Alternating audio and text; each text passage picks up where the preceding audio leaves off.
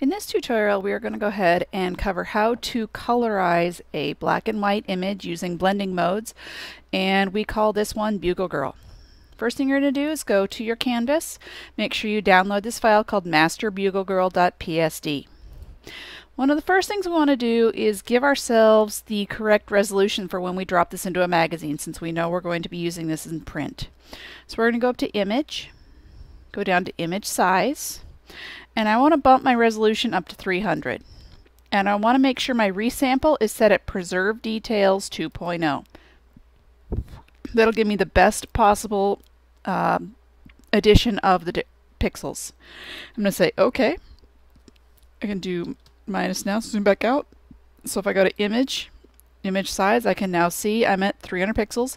I see this is 7 by 5, so this will never fill a full 8.5 by 11 piece of paper. So you have to think about that as to how you're going to lay out your Bugle Girl when it comes time to actually making the ad. Alright, so the first things we want to do is make sure we've got an extra copy of Bugle Girl to have as a backup just in case something happens. We're going to go ahead and go to our Layers panel. I'm going to right click on my background and do Duplicate Layer. I'm going to call it Background Copy and say OK. And I'm going to go ahead and turn off this original one, the eyeball, for background. That way, in case something terrible happens and you accidentally color on Bugle Girl, you do have something to go back to and don't have to start over. Alright, so the next thing we want to do is start coloring. So there's a few different ways we're going to actually color this. One of the first things we're going to do is grab our quick selection tool. It's the brush with the circle with it. And we have to make a selection. So I'm going to go ahead and select her hat. I'm going to make sure my Make New Selection is on, this first one up here at the top. And I can adjust the size of my brush with the square brackets. And I want to make sure that I get all of her hat. So I'm going to do Control plus. Hit my space bar, grab my hand, and make sure that I add a little bit more. I'm going to be on that plus in order to add. I'm going to click in just a little bit more in order to get an even better selection of her hat. Alright, from there I want to create a new solid color mask, which is right down here at the bottom. It looks like a half moon. And I want to go ahead and choose solid color. And I need to decide, okay, what color do I want her hat to be? The more vibrant your colors, remember we're going to tone these down considerably. So the more vibrant the colors, the more likely it is to see. I'm going to say OK. Now look, that looks really obnoxious, but we're going to change it. We're going to go here to our Layers panel to Normal. And you can either choose Overlay or you can choose Soft Light, depending on how transparent and the kind of effect that you want to create with your publication. So let's go ahead and do one more. Let's grab our quick selection tool, New Selection. I'm going to go ahead and go down here and grab this stripe. I'm going to zoom in, hit my Z. I can zoom in while I still have my selection tool selected. Hit spacebar and move around. And I want to go ahead on my quick selection and add a little bit more in. So I'm going to go ahead and make that a little bit tinier. So I get this corner. Because I want to make sure I've got a really good selection before I start, because it makes it a whole lot easier than having to go back and try and fix it later on. So I'm pretty happy with that stripe. So I'm going to go ahead and make my stripe a color. I need to go down here to Layers, go to my half moon. I want solid color, and I'm going to choose red this time. So I've got kind of a pretty color red. And say OK. I'm going to go up here to my blending mode. Go ahead and choose Overlay or Soft Light, depending on how bright you want it to be. Kind of depends on the way you're going to end up creating your magazine. You can, if you want to, add this little bit into this little shadow, because that's technically part of the red, but it's sewn to the back side. So it's up to you as to how you're going to do that.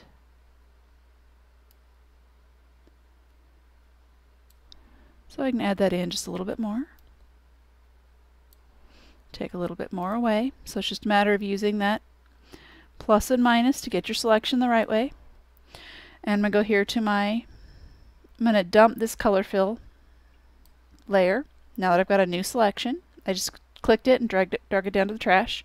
I'm going to go here to my solid color half moon, select my red, say OK, switch to overlay. So now you can kind of see you've got kind of that other line is a little bit red as well. It's totally up to you as to whether or not you're going to include that. If you don't like it, dump the selection and start again. It's totally up to you. I'm going to go ahead and leave it there. I'm going to go back in my history and undelete it. Alright, so I'm going to go ahead and zoom out. Doing things like her skin is a little bit different because it's not as easy to do a quick selection on her skin. So we're going to do something a little bit different. We're going to go ahead and click to our background copy. We're going to go ahead and grab a selection tool. So you can try and quick select. I'm going to go ahead and select her face.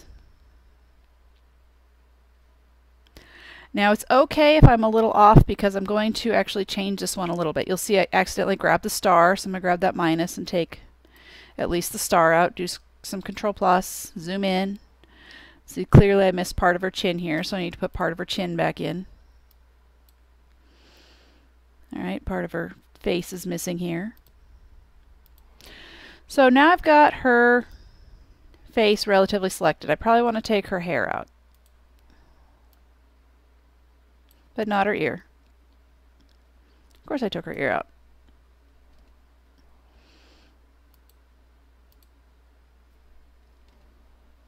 Go ahead, add her ear back in. This takes a lot of patience. Sometimes it takes a smaller brush so you don't take quite as much out at a time.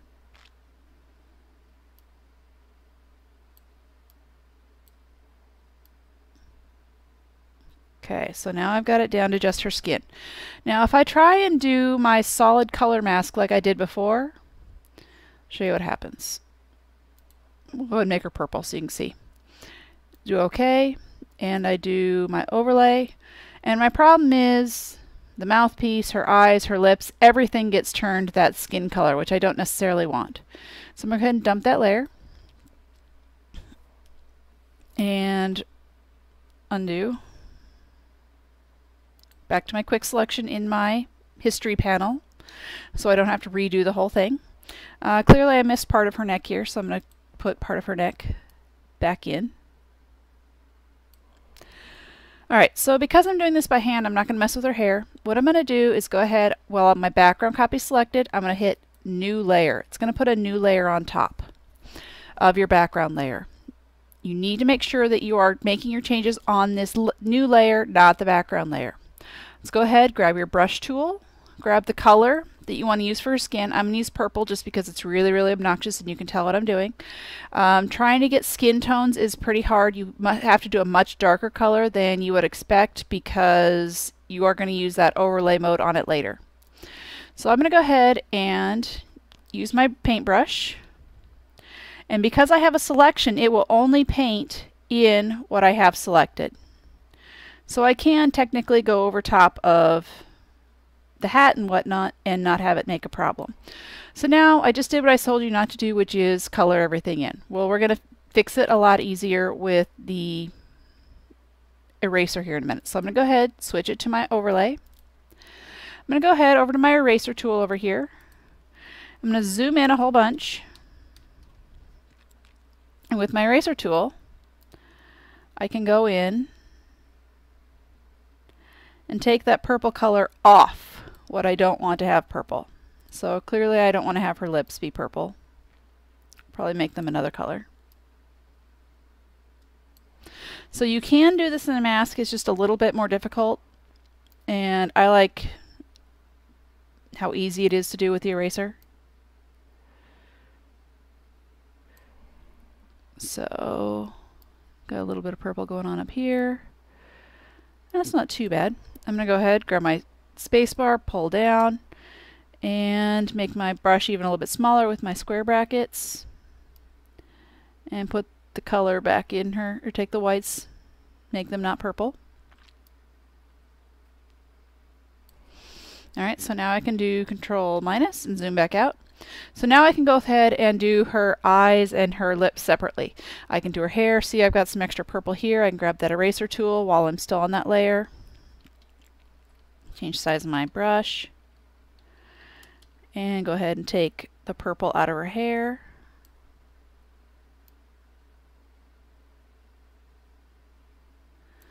It's up to you as to what you are going to do with Bugle Girl. She is tricky because clearly not every publication is appropriate for this type of image. So how are you going to make an image that doesn't work necessarily with your publication work? Alright, so I'm going to go ahead and do Control D and deselect all. Next thing is the stars. If you try and do one selection on these stars, it's really difficult. So it's much easier to do little sections at a time. So I'm going to go ahead and grab you can grab your magnetic lasso if you like. And I'm going to select an area that I know I want to be a certain color.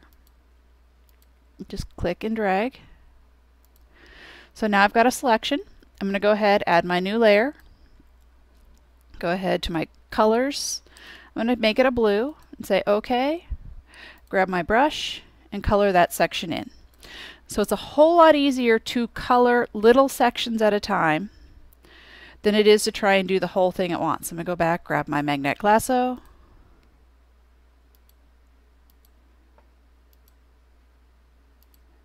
Select some more blue area.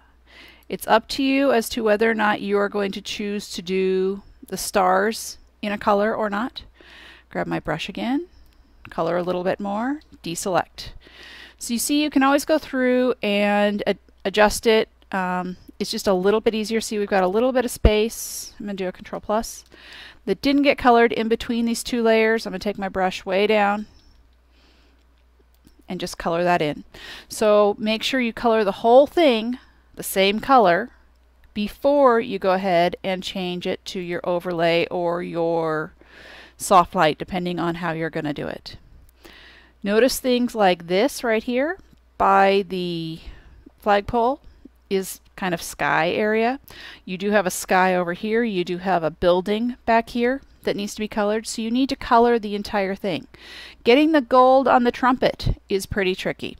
It's another one where I like to do our quick selection, and this is one where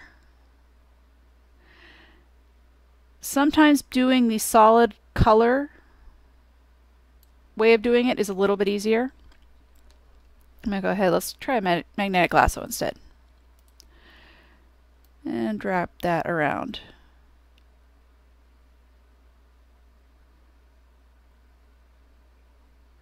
Okay, so I've got a selection. I can go ahead here to my half moon, solid color, and trying to get that brassy kind of color is pretty difficult. I'm going to say OK, and go ahead and change it to your overlay until you get kind of a color you like. What's nice about doing it with this solid color is if I don't like the color, if I double click on that color box, I can always slide this around to adjust that color, which is pretty nice. Now make sure if you want to go back and say, okay, I want to now do more of that, switch it back to normal, then go back and do more of your quick selection or more of your magnetic lasso, and add that solid color. Make sure you're sampling the solid color, not the blended color. If you try and do the blended color, you will end up getting a totally different color. So I'll show you what I mean. I'm going to put this one back on overlay mode. I'm going to make another selection with my magnetic lasso. And there's a lot of different ways to do this. It's kind of a matter of what are you comfortable with. I'm just doing this really fast so you can get the idea. Okay, so I'm going to go to my moon and go to solid color. Now if I try and sample this color, look how much different it is from the actual color. So when I go ahead try put overlay on, it's going to turn into a completely different color. So make sure when you are trying to match colors that you're looking at the solid, not the overlay color. It's totally up to you as to what colors you're going to choose. I've seen gay pride flags, I've seen Bugle Girl as an alien. It's totally up to you as to what you're going to do, but you do have to color the entire thing. Make sure you're doing File, Save As, call her Bugle Girl, Master Bugle Girl, put her in your color colored, so that if you do have to go back, you don't have to re-download it again. Before you turn it in, go ahead and dump this background layer because you don't need that still. And File, Save As, and you will not be turning this into your publication. You're going to be turning it into an advertisement. And it will take quite a bit of time. So don't think that this is one you can just whip out. Depends on how fast you are at selections and what kind of perfectionist you are. That's all for that one.